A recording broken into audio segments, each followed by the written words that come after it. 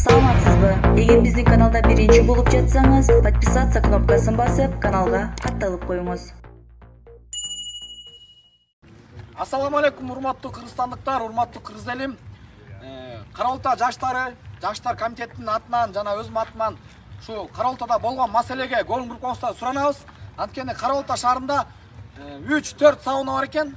Аерде проституция аябай өнүгүп атыптыр.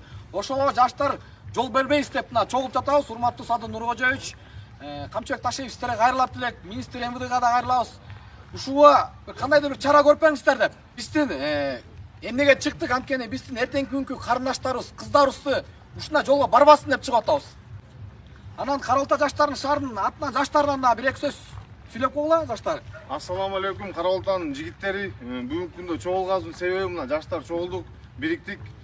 Каралтада 3-4 сауна бар. Бийлик өкүлдөрү чара көрбөй атат. Алар көрбөсө биз унчукпай турбайбыз, биз чара көрөбүз. Бүгүнкү күндө чогулганыбыздын себеби ошол. Сауналар жабылсын, сойкулук токтолсун, зына иштерин токтотолу, жаман канча иш болот, ошонун баарын токтотолу. Даниил, тоже добавишь пару слов?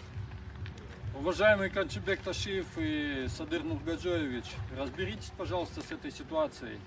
Закройте эти сауны. Город Карабалта не должен быть, не должно быть проституции. Сауналар! Сауналар! Сауналар!